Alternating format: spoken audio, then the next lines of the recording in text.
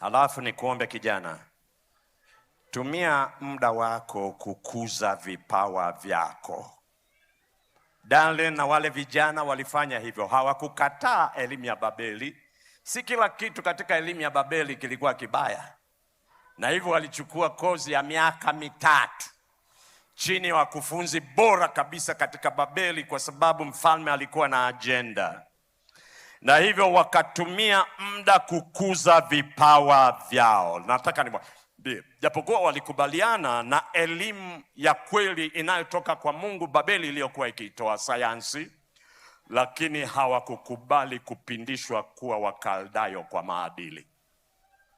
Mungu Nebukadneza alipowachukua hawa vijana, lengo lake ilikuwa wapitishe kwenye hiyo elimu, awabadilishe wawe kama Wakaldayo kwa lugha, kwa maarifa, kwa tabia na mwenendo. Vijana hawa wakakataa kubadilishwa kwa mwenendo na maadili, lakini elimu ya kukua na kuendeleza vipawa ambavyo Mungu aliwapatia, waliingia, na ndipo walipimwa wakaonekana ni mara 10 bora kuliko wale wengine. Vijana, Mungu anapotaka kuwatumia, unapoamua kwenda, na hata watu wazima, sio mwisho. Endelea kukuza vipawa vyako. Unafanyaje kukapawa? Vipawa vimetolewa na Mungu. Vyote hivi ametoa Mungu, na wengine mna 2, wengine mna 3, wengine mna 4, kuna wengine 7, 8, kuna wengine mna zaidi. Mungu aligawa kama alivyoona vyema kutoa kwa kila mmoja. Na nataka niwaambie kila mmoja anayenisikiliza, unacho Mungu alichokupa. Niliwaambia jifunze kuhesabu mibaraka, jifunze pia kuhesabu vipawa Mungu alivyokupa. Usikae maisha ya kubahatisha tu. Hapana, Mungu alikupa nyenzo ambazo ukizikuza ndio unaweza kuwa celebrity.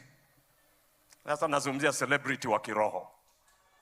Unaweza ukambaa juu sana kwa vile ambavyo Mungu amekupatia, kwa sababu umewekeza katika kuvikuza, ukavikuza. Unavikuza kwa elimu, unavikuza kwa kuvitumia kwa makusudi kabisa.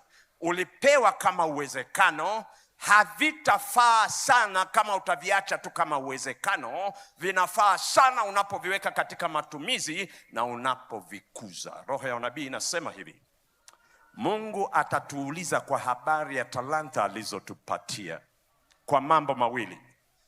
Je, ulikuza kile kipawa nilichokupa? Ulikikuza au ulikikalia? Namba 2, je, ulikitumia kile kipawa nilichokupa? Ulikitumia au ulikikalia? Ninadhani kwa sababu naliona kwenye maisha yangu kuna vitu vingine 2, 3 Mungu alinipa, lakini sijavikuza. Nikiri, sijavikuza na wala sijavitumia kwa utukufu wa Mungu. Vipo vingine Mungu amenipa, nimejaribu, sijafika bado.